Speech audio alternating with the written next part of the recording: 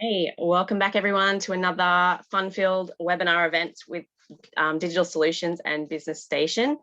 My name is Rhonwyn. I'm going to be your host. I feel like I want to say your host for this evening, 9:30 a.m. in the morning, Brisbane time. And today we're going to go through a very important topic, cyber security. Certainly something close to my heart at the moment because it's something that I'm investigating and learning more about every day. We seem to have this kind of strange Cold War going under the surface in business land where no one seems to be talking about it enough, but people are experiencing cyber attacks and breaches and all sorts of incidents like more and more and more as we go. So it's definitely something that we want to talk more about today. I'm just gonna 2 seconds.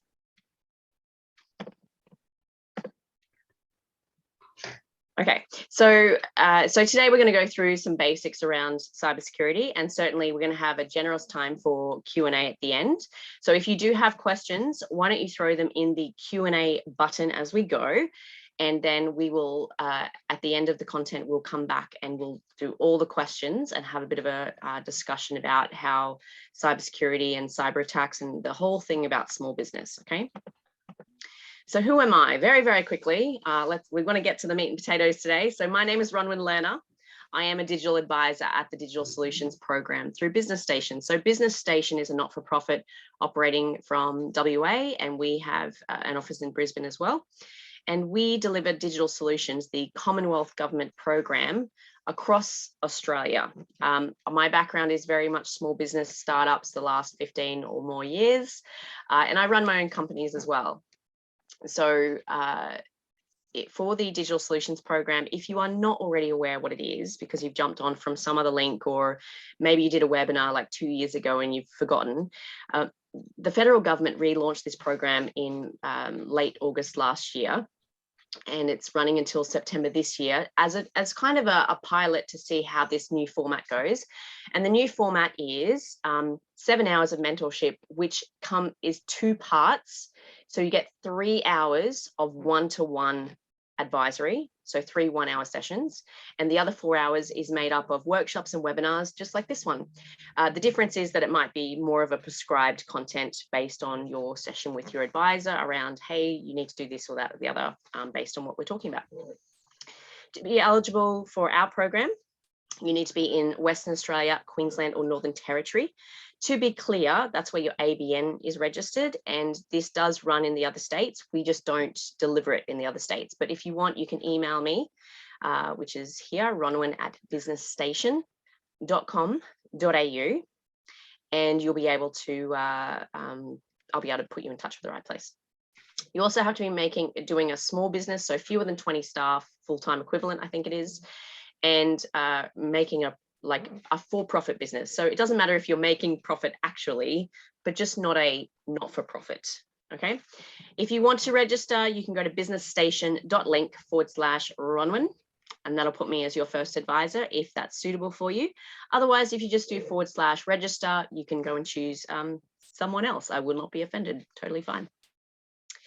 Okay, so who is Vertanium? So I'm introducing Vertanium today. Vertanium is a small boutique cyber firm that deals with cybersecurity for, especially for small business, and focusing in digital marketers, small businesses, e-commerce, accountants, care providers, all those sorts of businesses that have a lot of high touch with clients, as in interaction with clients, and also probably are capturing a lot of private data for clients. So these are the businesses, obviously, that need cybersecurity more than ever, and probably are the ones that are targeted quite significantly.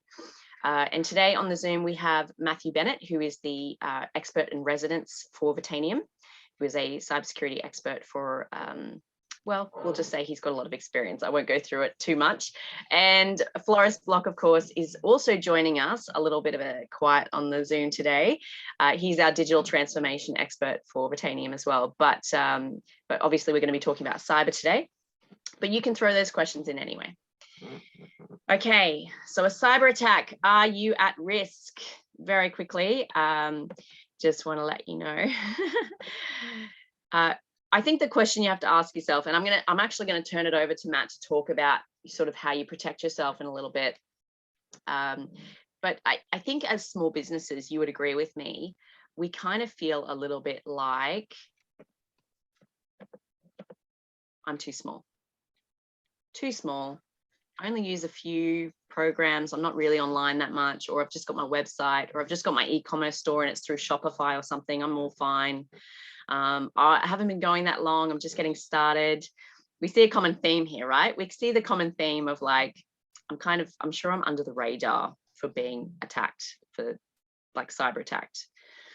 And I think the thing you need to realize is that in Australia alone, we lost $33 billion to cybercrime just last year. Like not over 10 years, just last year. This is not a small problem. It's massive. And as we go on in the next few years, there's going to be a lot more focus from government units across Australia, both federal, state, all levels, to get businesses on board with, can you please protect yourself against cybercrime? Because, you can get insurance for this kind of stuff, but like you can get cyber insurance these days. If you haven't, go and talk to your broker about it. But at the end of the day, like what happens when you're attacked? And when you're attacked, a bunch of things can happen. So I'm going to get Matt to chime in with me. I'm going to go through these, and Matt, if there's anything else you can think of, like forced shutdowns, right? And locked out of your files. So how does that work, Matt? What happens when you're locked out of your system? So essentially what happens, guys, is when you're locked out of your system, the attacker or the actual person who's gained access to even your personal laptop might change your passwords, might encrypt all your files and ask for ransom. Normally what will end up happening is you'll either have to recover based on a previous old backup that you have. You'll have to either pay a ransom to the attacker, which could constitute from a couple of $100 from a personal laptop up to 2 or 3 million, depending on how large your company is and how much it's deemed worth to you. And even then, you are not guaranteed that the attacker will not encrypt your computer again, or will actually give you the keys for that. That's pretty serious stuff, isn't it? Like this is not a small problem. Like being locked out of your system is kind of a huge deal, and it happens to businesses all the time, doesn't it? It can do. Yeah. And I think, and also when your data gets breached from your clients and that, I think, do you have the numbers there? I think it's quite a massive fine for a business, isn't it? If you get a breach. Depending on what the actual data is, it can be up to $2.1 million for a company under the Privacy Act, or $420,000 for a director or an individual.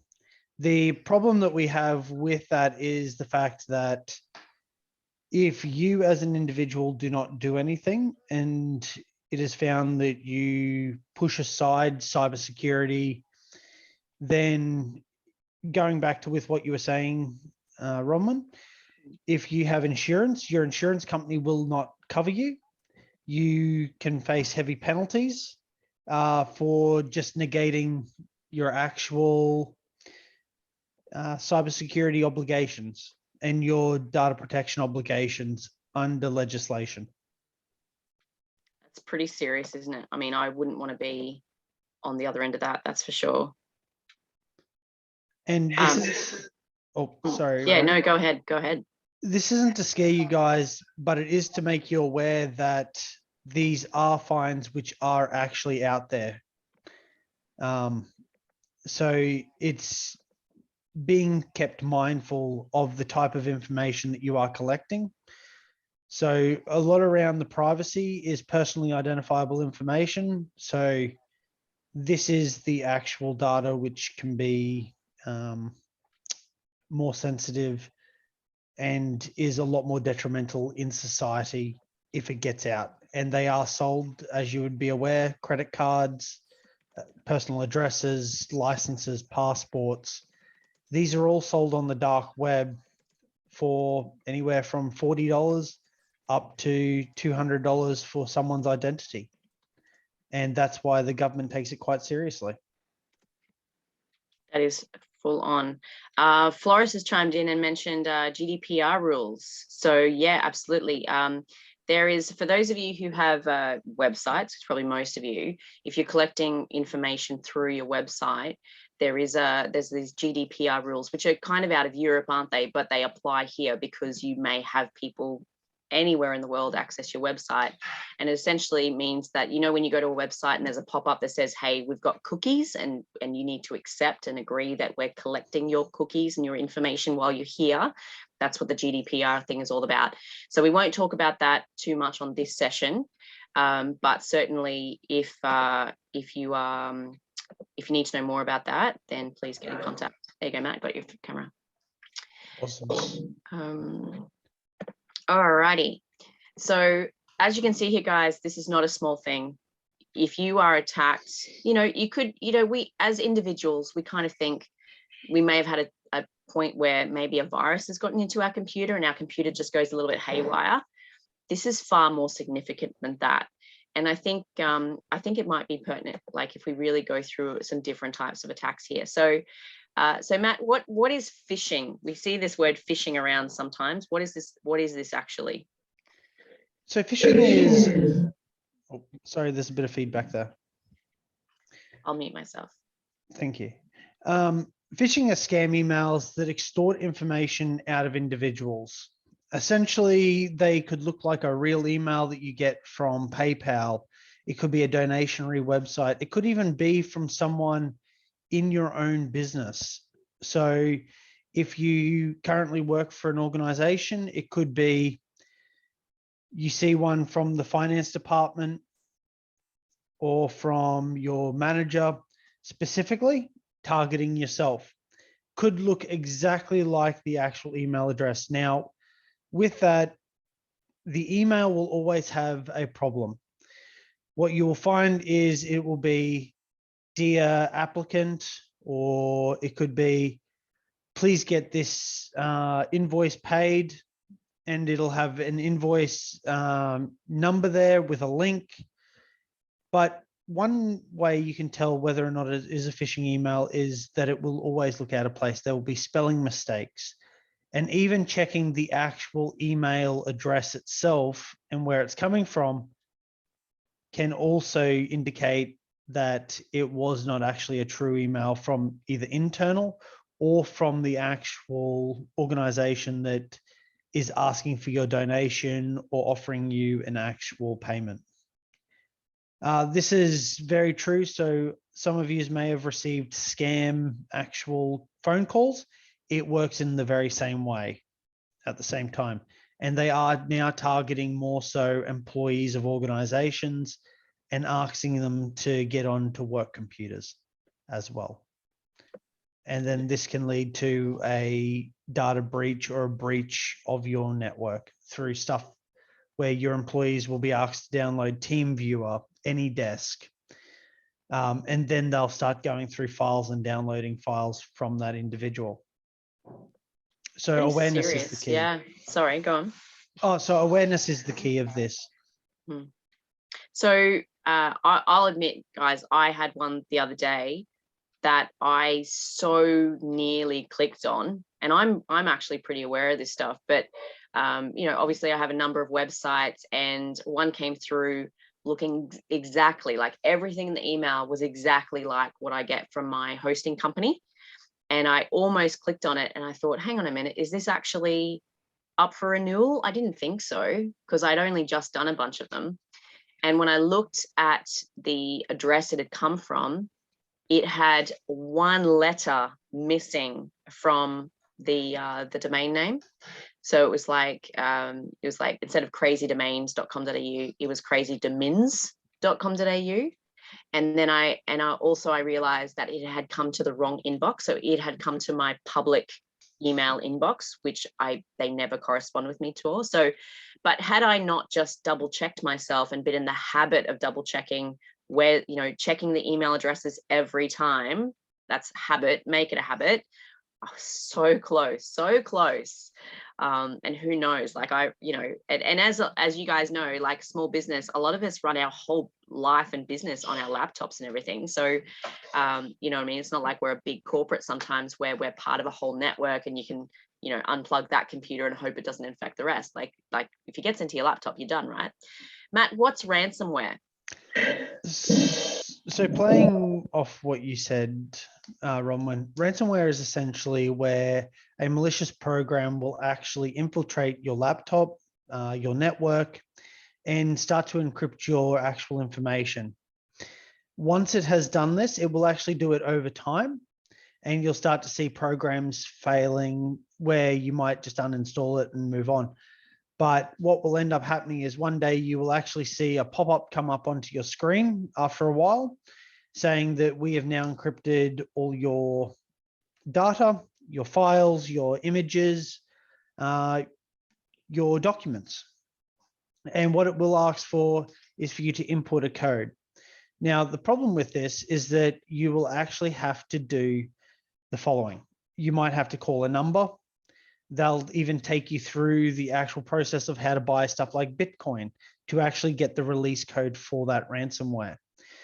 Ransomware is actually quite a large problem because it's become a service, or ransomware as a service now, where an individual, not who's a hacker, but someone, say, from everyday life, can actually go onto the dark web and purchase this as a service. They get service desk help. They get proper banking codes. They get proper setups for transfers. In everything that's being done, it means that you as the individual will be held for ransom, or you will be held to actually pay. But as general advice, the government does not condone that you pay people when your data is held for ransom. So as such, they advise to always take backups of your system on a regular basis. It could be once a week. It could be twice a week, depending on the sensitivity of your information that you're actually working with. Other ways in which you can have ransomware infect your computer is actually through phishing emails as well.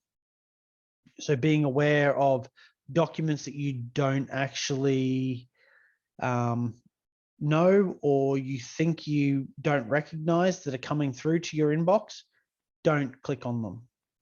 Report them or just delete them and block the address that it's coming from.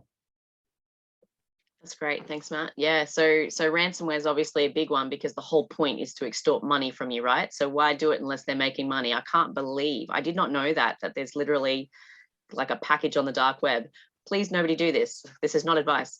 But this is, I mean, this is crazy, isn't it? This is like a whole industry, cyber criminals. It's just the new mafia, isn't it? It's horrible. All right. So malicious programs. So obviously ransomware is a type of malicious program, but obviously there are other ones and even ones that can affect like equipment and that, can't it? Like there are other types of malicious programs that can just kind of cause havoc, can't they? Yeah, and ransomware does ransomware does extend into, if you're in the manufacturing industry, for example, it could infect your actual printer. It could affect your actual machinery and equipment. Because everything now is done via OT, or it is connected to your network, it means that it can be encrypted or it can be infected. It doesn't matter if it's a Trojan. It doesn't matter if it is something like the heartbleed bug. Essentially, what an attacker is trying to do is to gain access to a system via a malicious code or program, spyware, to gather information on you. It doesn't matter whether or not it is your banking details, or it doesn't matter if it's images of you at the same time. What you would find is that malicious programs, and they might even consider it, even Google, when they're collecting information about you using cookies and everything, those actual plugins that you actually add to your browser can be considered malicious programs or spyware or adware. There's also additional stuff like bloatware where it doesn't actually collect information on you, but what you'll see is you'll see pop-ups on your screen giving you ads because they get ad revenue for every time they get into your computer and they show you an ad. They get as easy as that is. It's crazy, isn't it? And I also heard some great advice that you know, a lot of you might be looking at programs for your business like video editing, photo editing, things like that. And some of those programs, the good programs, are quite expensive. So, you know, you go searching online for, you know, free versions or, you know, open versions. And what can happen is you can literally download a program that, sure, it does a little video editing, but it also installs some malicious software on your computer. So guys, make sure, and this actually happened to a client the other day where she'd bought the Microsoft suite from a third party. And we figured out that she didn't have admin control of her own program because she had bought it still attached to another company. So literally another company had admin control of all her programs. So it's you know, it can happen very easily. Make sure if you are buying programs, go to the source, go to the actual company and buy it from the company. Don't try and cheat your way out of $50 or $100. Just go and buy the real deal. All right, unauthorized access. So this goes to this can even be staff or external suppliers or anything that possibly are getting in when they shouldn't be. Is that right? Yeah, so unauthorized access. Sorry. So unauthorized access is essentially anyone who should not be seeing your information. So it could be from an external malicious entity or person to someone internal who's even, I guess, accessing files. So say you have an employee who's a receptionist and they are looking at your financial records and they should not have access. So essentially authorization should be given to those parties who require access. So least privilege, treat your staff. It's not treating your staff any differently or worse. What it is it's segregating their duties so that they never have too much information if they don't require it. It means that if you have a disgruntled employee that you just fired, it means that they can't go and steal all your financial data or delete your financial data because they don't have access, or they can't make changes to the information in your systems. Matt, would you suggest, so if people who are thinking about maybe using a virtual assistant, would you suggest maybe they set up something like a LastPass program or something like that, and then you know, across just a select number of programs that they want them to access, and then they can have full control to change that access if they stop using that person? Yes. Always make sure that you, as the host, have admin access all the time, and limit the amount of access when you set up a program for your virtual assistant or even for your own internal employees. Make sure that there is one person who does have access, but if they are a worker, as they get more, I guess, responsibilities, only give them the access that they require to fulfill those responsibilities. As a manager, depending on how many layers in the organization you currently run as a small business, and you know, it could be up to 20 to 50 people to 100 people as you grow. Just make sure that at certain levels, there are certain access controls in place where people can access information only to do their job.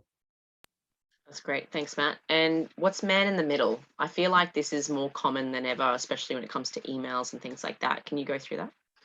So man in the middle is essentially where, to give you an example, I send an email to yourself, Rhonwyn.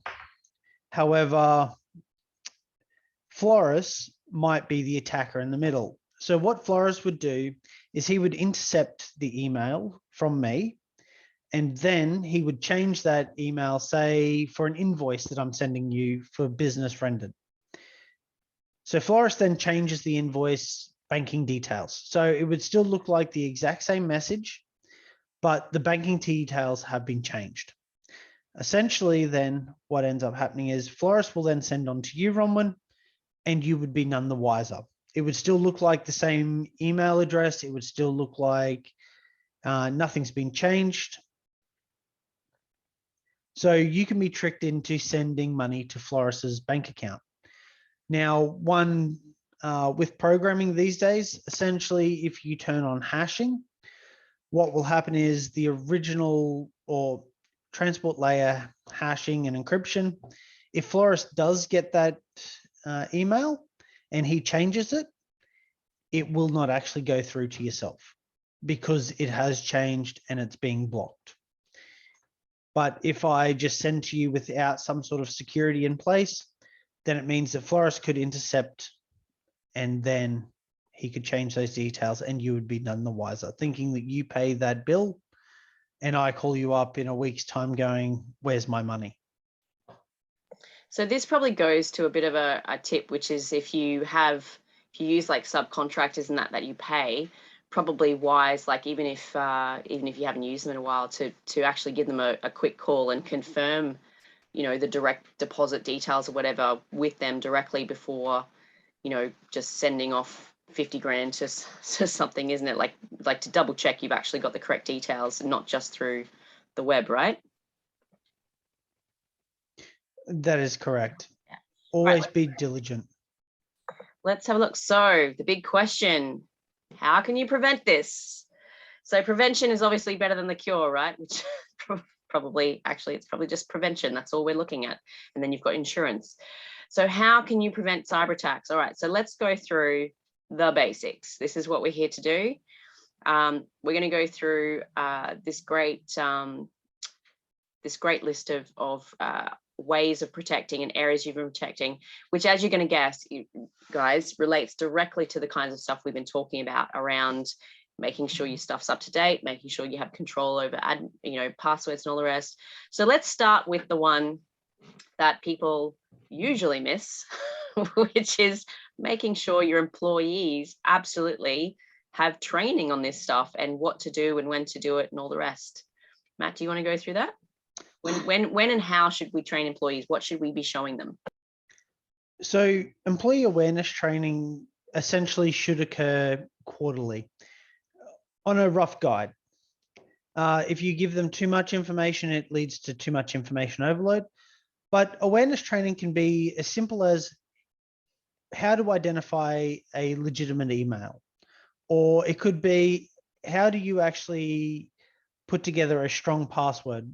What should it be? Should it be a phrase? Should it be an actual characters, numbers, special letters? Oh, sorry, large letters, mini letters, as well as special characters. Sorry.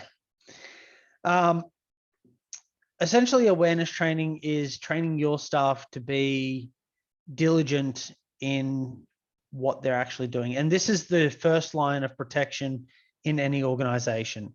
If you can train your staff to identify threats to your organization, it's the first step in negating them altogether, because they are the gatekeepers and they will either, I'm not saying that they will, but they could bring down your company if they click on the wrong email, or if they're not aware of what's actually going on or how to actually implement strong passwords. Other areas that might be done is when you're classifying information, for example. If you have confidential information, you need your employees to be aware of what type of information is being sent out of your organization. Is it personal information? Is it credit card numbers? And a simple training can be found online normally. LinkedIn Learning is a great tool for that, for your employees.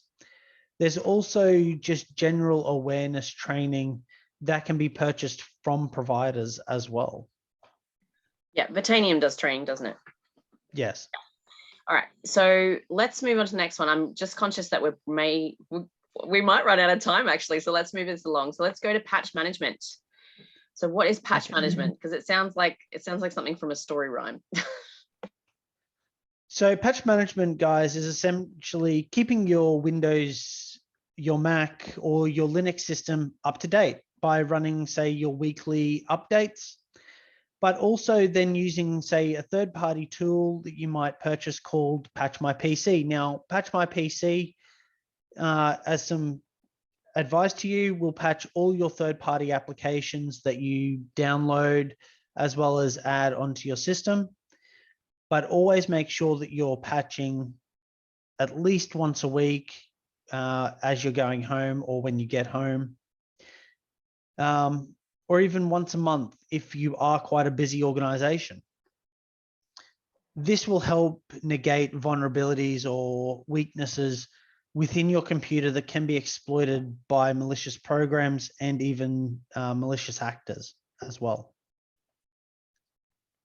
Yeah, it's really interesting. So probably when those pop-ups come up on the computer saying, oh, you need to update something and you need to restart your computer, and that I should close the 104 tabs that I have and I should restart my computer as soon as it says that I should do it, right? Yes, or what you can do, Rhonwyn, is actually schedule it. So you can download the patches these days. Windows has a great function where you can then schedule for when it restarts as well. And they also have the capability now of learning what your busy hours are. So what they will do then is download your patching as well as do the restart after those active hours. So it could be from 8 a.m. till 8 p.m. at night that you're busy. After that, what it will do is if it's still connected to the network, it will then download everything once set up. All right, let's go to identity and access management. I feel like this is going to be all to do with what we were saying before about staff and all the rest. Thank you.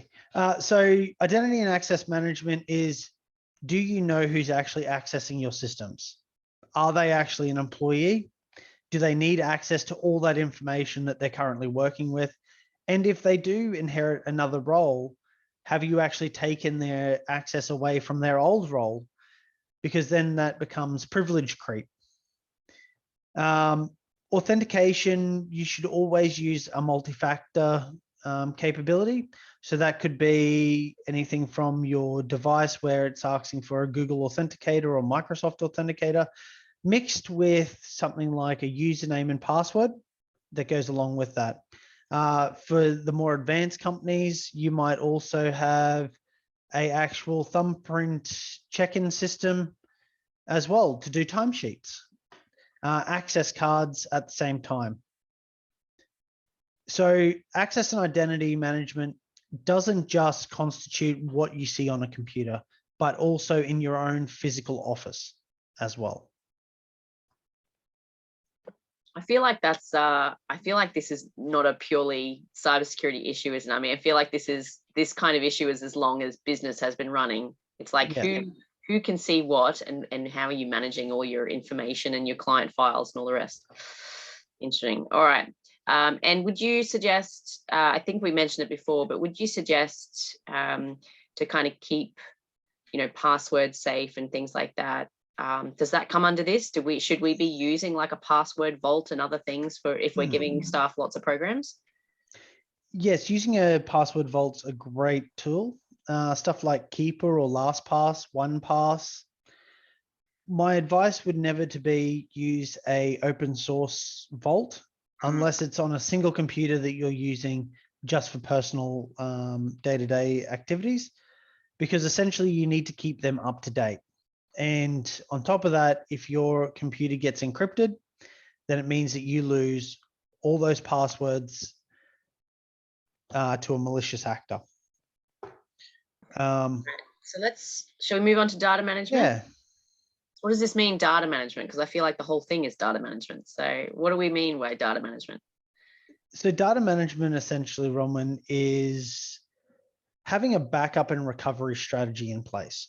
So it means that, say you have a corrupted file and you need to roll back your computer because all of a sudden your computer blue screens, and two things can happen. One, you can lose all your information, or two, you can then, if you do have that recovery strategy or those backups, it means that all you do is you go into your backup, it'll recover your OS, your files, and anything else that has happened, and you'll be able to continue on with your day.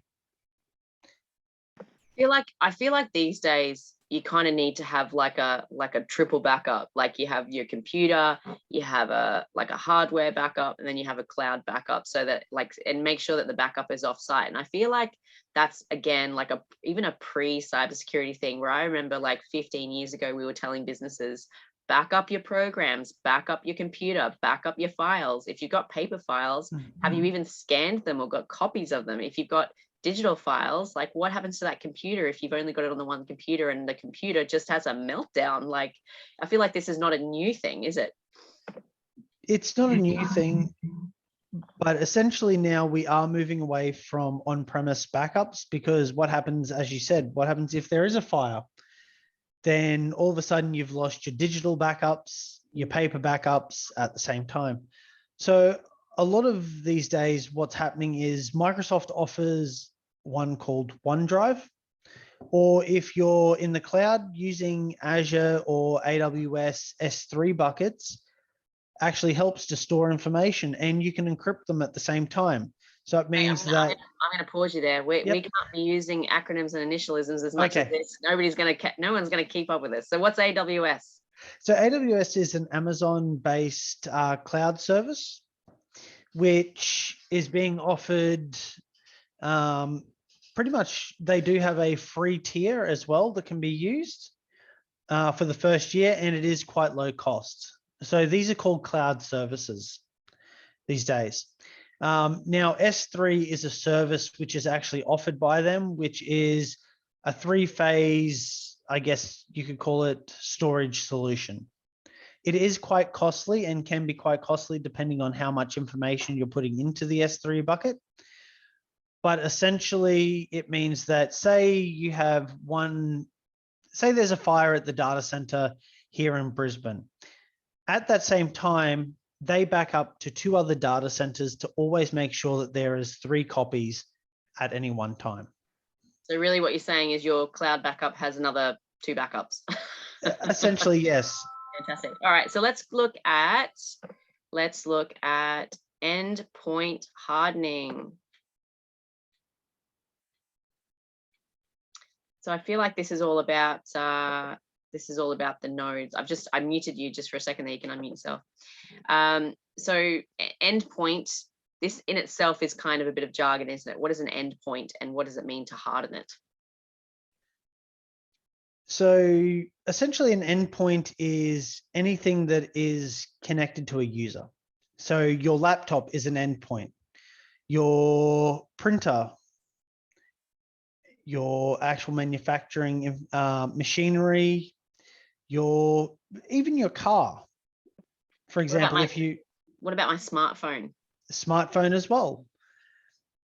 These are all endpoints which are connected digitally these days, which means that having proper backups of them, making sure that you use correct programs like an antivirus, making sure that you're not using old digital ciphers, which are encryption algorithms, to be able to send information. If you run a website, making sure that you have an up-to-date certificate.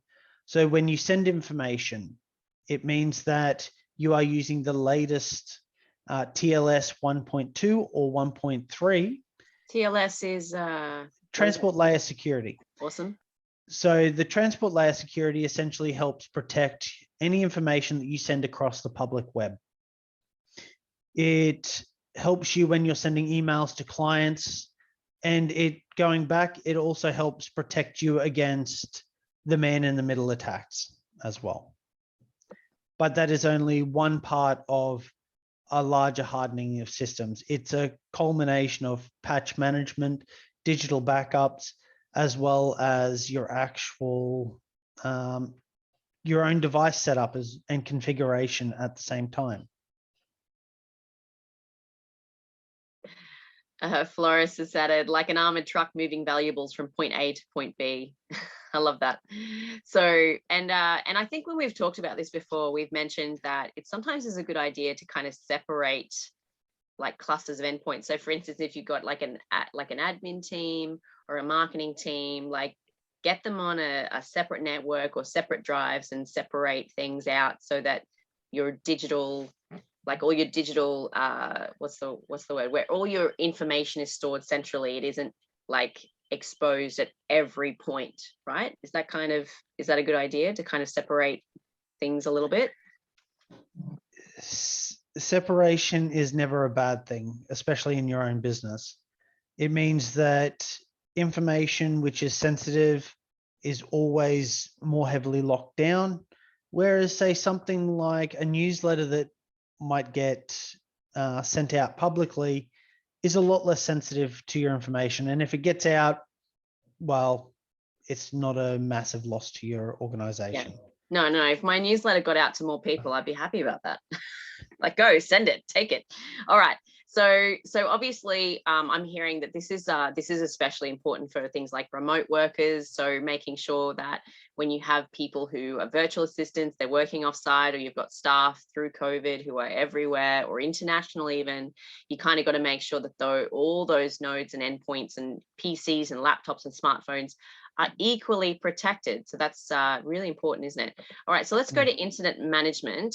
So I'm going to guess this is all to do with what comes like making sure you're prepared in case something happens. Would that be right?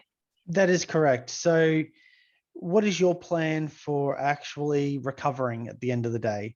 Do you have a team in place, or do you even have an idea of who you would turn to help you get your systems back up and running? Because essentially what will happen is if your network is exposed to an outbreak of malware or ransomware, your IT team, or if you have a security team or a security person, or even in just your general IT person, how will they handle that? How will they help you understand what's being lost and what can be recovered? I feel like this is a space where I think a lot of businesses get a bit tripped up with all this stuff, isn't it? And you just mentioned there about, your security person, things like that. And obviously with a lot of small businesses or one person businesses, we don't got a security team sitting in my back office, working away. But quite often we might engage like an IT person, mightn't we? Like an IT service provider to come in and help us with our programs and our tech and our laptops. Yeah. But it's kind of an assumption, isn't it? Sometimes we get a bit like, of course they would know about all this stuff, but actually learning about cybersecurity and how to do digital security, like patch management and ID and access and backups and all the rest, it doesn't automatically get taught to IT professionals, does it? Like, you almost need to make sure that your IT professional you use is across this stuff, don't you? Yes. And a lot of the time an IT professional could be across it, but at the same time, they may not be. Depending on the organization that you choose, most IT people could be your 18-year-old that comes straight out of college and he just wants a part-time job, like IT for geeks. They'll be able to give you the basics, an antivirus. They'll be able to set up your computer, and show you how to patch it. They'll be able to show you how to do the basics. Whereas when you start getting into, as your business grows, you'll want to actually have a partner, whether it be your IT consultant or a secondary business just for security, to be able to tell you, look, this is what you should be looking for.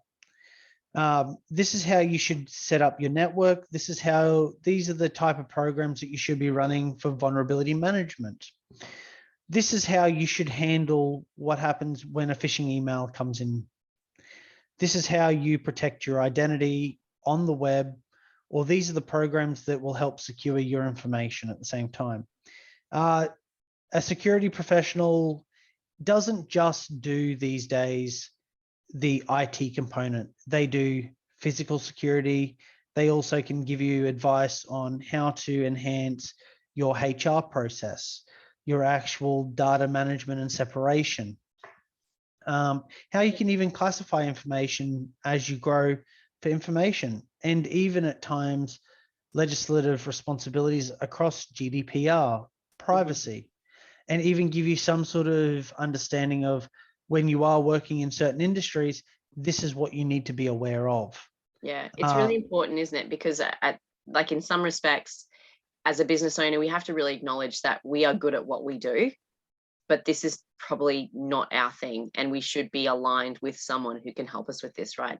I think you mentioned physical security there, so let's move on to physical security. So what does this mean? You obviously, does this mean cameras? Does this mean a guy at the door? Like, what is this? What is physical security?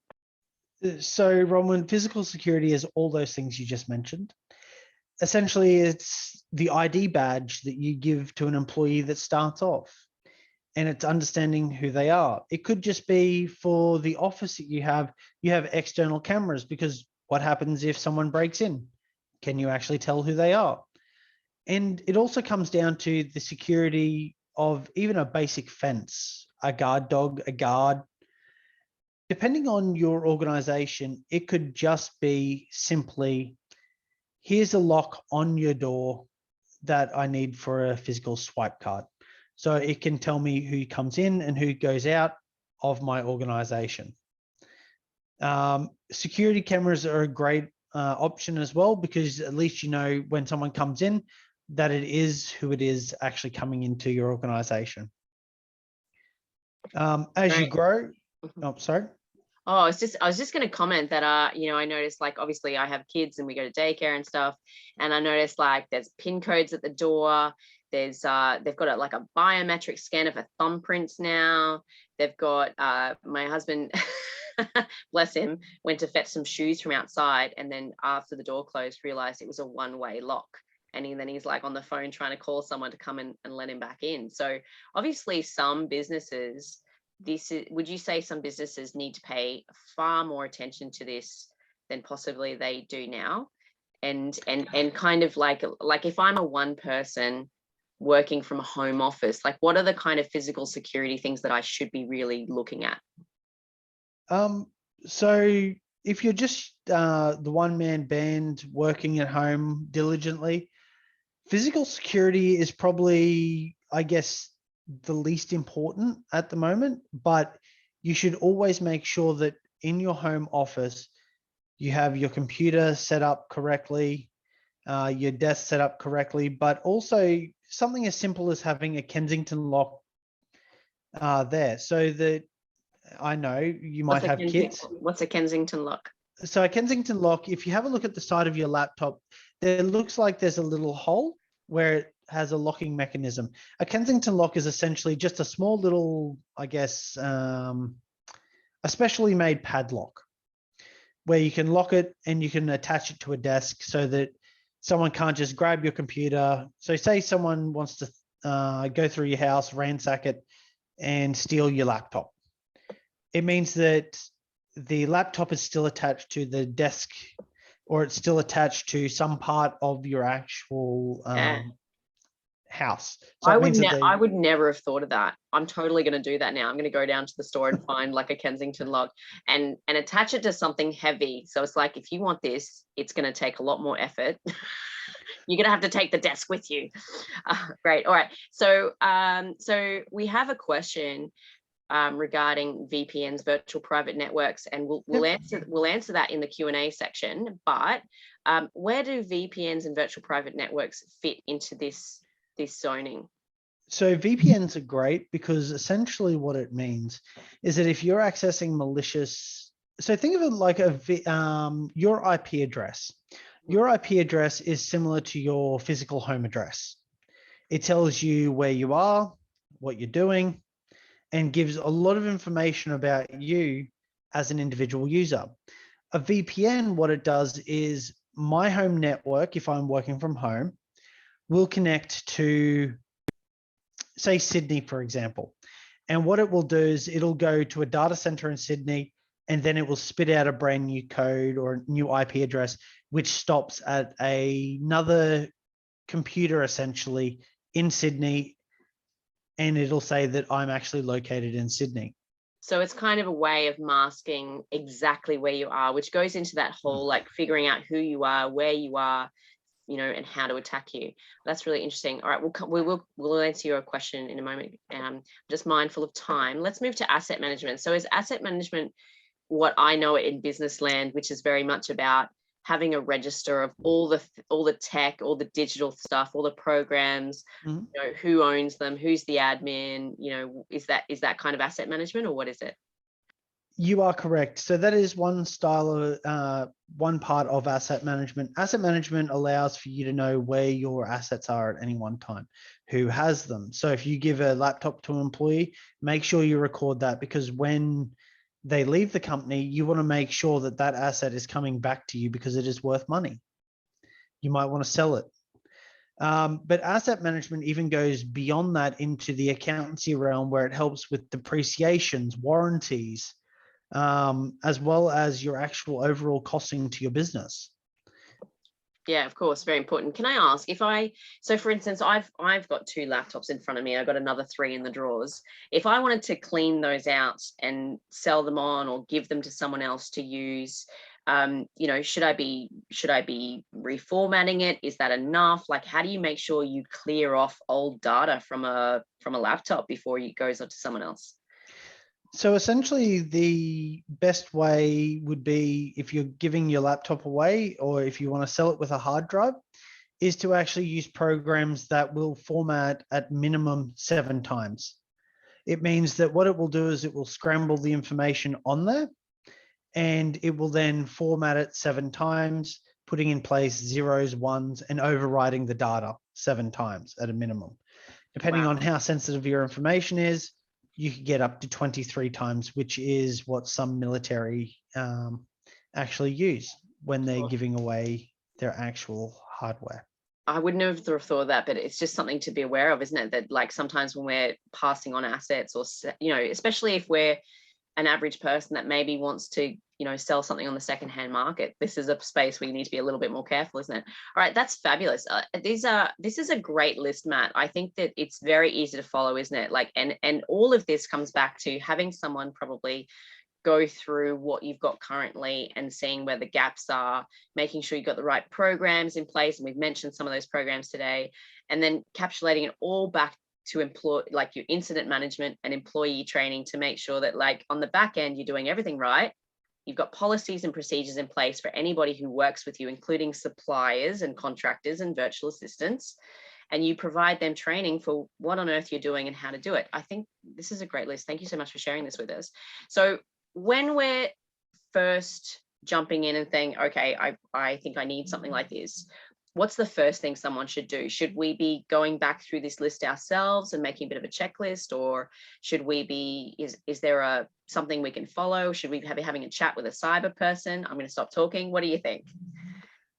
So essentially, depending on how much time you have, or depending on where you are in your business maturity, jumping online and just looking at something like the Essential 8, or looking at the best practices themselves, is a place to start. Once your business is ready in maturity, then having a chat to either your current IT person to see where they are, and if they're not actually at that maturity for security, which you believe you're ready for, jump online and look for a security person. Like myself at Vertanium, I'm always willing to help out and have a conversation with you guys about your personal circumstances. But yeah, just having a 15-minute chat or even these webinars will help to actually see what you have already in place by going back to the actual, I guess, list that was already talked about. So Matt, I think I have a 15-minute chat thing that you posted earlier. I'm just going to post it back in case anybody wants to chat with you after this. I think that's not a bad idea, really. Okay, and so let's go back to questions. So was there more you wanted to add to that? So we're really saying, try the Essential 8, and I put that back in as well. We do have a Q&A very quickly. So Graham has said, what are the benefits or drawbacks of using a VPN? So a VPN, so let's start with the drawbacks of a VPN. A VPN can do 2 things.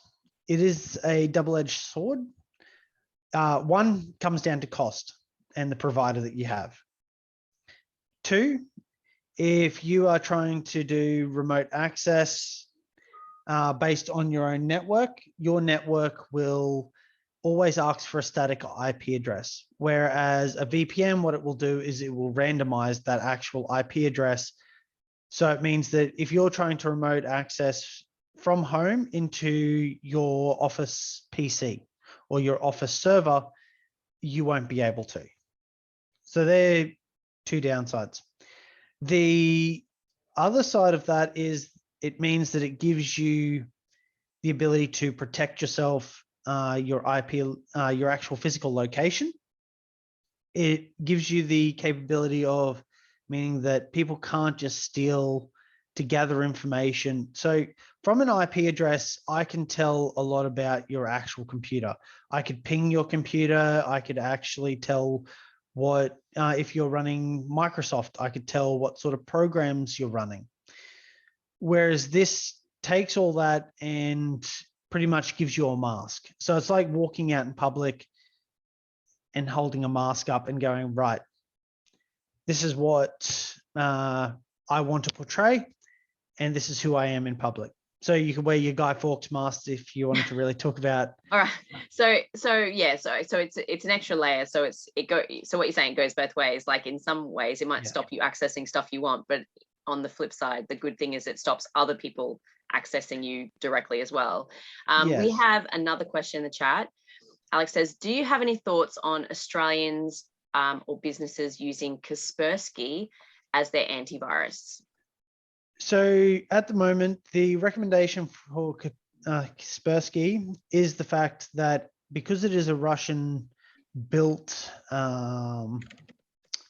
it's Russian built. So Kaspersky is an antivirus which was built in Russia and gives them access to your computer. So think of it like a tunnel of information that comes back to and from your actual computer or your network.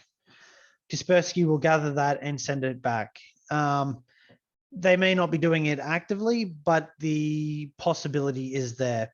It's similar to another program called Total 360, which is a Chinese built antivirus. I myself used to run it. I also used to run Kaspersky. The problem comes that these days you don't actually need to use that type of antivirus. The antivirus, which is attached to, say, Windows 10 Defender, is also recommended in many businesses at the same time, but it is only signature-based, similar to Kaspersky.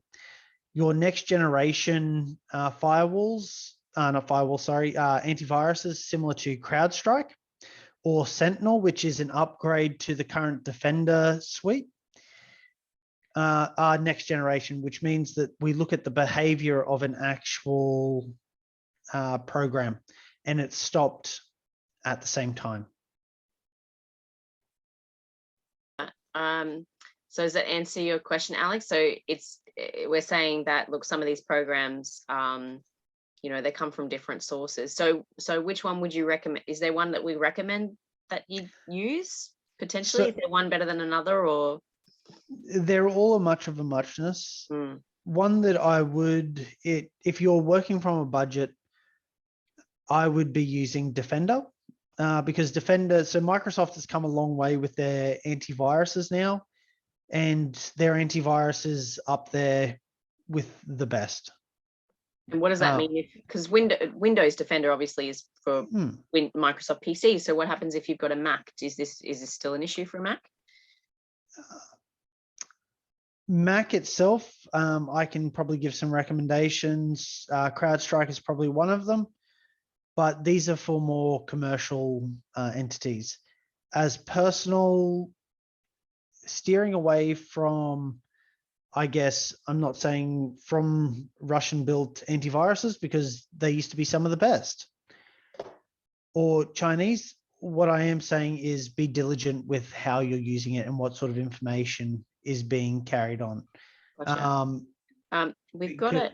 Sorry, go on. Oh, sorry. Because essentially what it could also mean is that if you are going for stuff like government contracts or you're doing government work, they will require you to have a different antivirus. And a lot of the time, just using Defender itself or other antiviruses, just make sure that you check.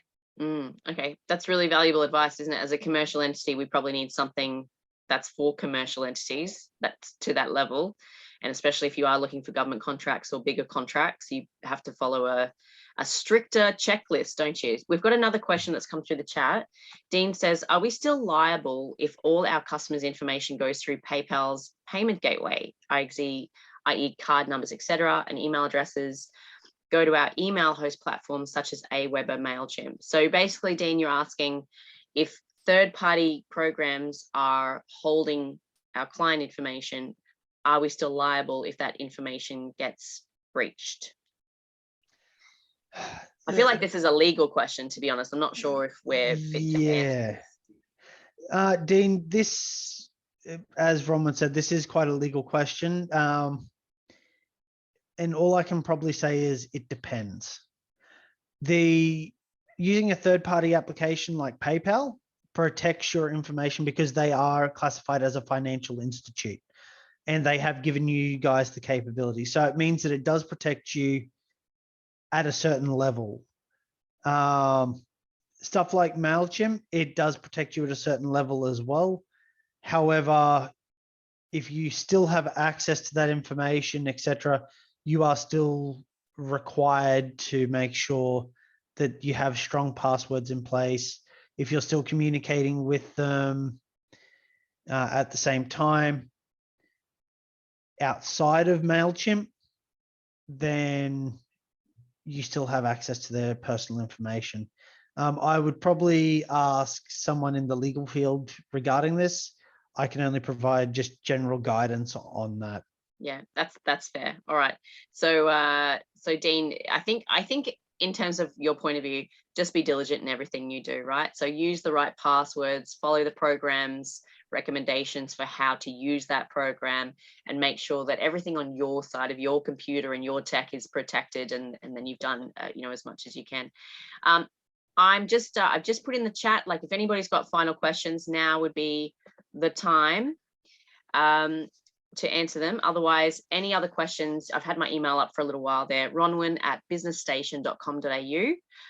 Or I think we posted in the chat for if you want to have a book in for directly with Matt for a quick 15-minute chat, as we've been recommending. It doesn't have to be with Matt. Matt is a cyber professional, and he obviously is here giving up his time today. But obviously, if you're, if you know someone already, or a provider that you trust, you've been working with and you trust and you're familiar with, it's always good for any provider, any service provider you use. You should always get at least 2-3 quotes, right? That's standard practice for a business. Make sure you follow it in everything you do, including this area. So just a reminder, that's going to be the end of our session today. Thank you. That's great. Thank you so much for everyone who joined us for the live version of this and asked your questions. As I said, any further questions, you can email them to me and we'll get them answered for you. And just a reminder that if you're not already in Digital Solutions program for a whole $44, please jump on and have a look at the program. You're welcome. Honestly, I would not be doing it if I didn't think it was a good program and good value. And all the advisors in the Digital Solutions program are very professional. It's probably some of the best advisors I've ever met. There's no ego in the room. They're all there to help. They all run their own businesses. They're all busy, as busy as I am as well, I think. And yeah, like I think it's a great program. Anybody else? Thank you so much, Matthew from Vertanium, for coming on today and giving up your time to go through cybersecurity for small business and the basics that they need to go through with that lovely flywheel of all the wonderful areas that we should be focusing on. I certainly, even coming away today going, I think I have a couple of things from my to-do list, like chaining my computer to my desk. I would absolutely die if someone got into my house and stole my laptop or anything like that. And probably it's put in my mind that I need to be backing up more. I need to be making sure I restart my computer more often, and just some real basics that we just kind of get a little bit loosey-goosey on, don't we? So thank you so much, Matthew, for joining us today. Floris, of course, the digital transformation expert for Vertanium, joining us today, and everybody else, thank you so much. And we'll see you in the next one. We've got another one at 11 o'clock, or these guys won't. I've got another one at 11 o'clock with Vision 6. So if you're interested in being more secure, I would highly suggest you jump onto the businessstation.com.au and look for the link to the Vision 6 secure email, because I'm just going to give you a tip that that's probably a program you want to check out if security is on your mind. All right. Thanks so much, guys, for joining us. And we'll end the session there. Thank you so much and have a wonderful rest of your day. Thanks, guys. Have a great one.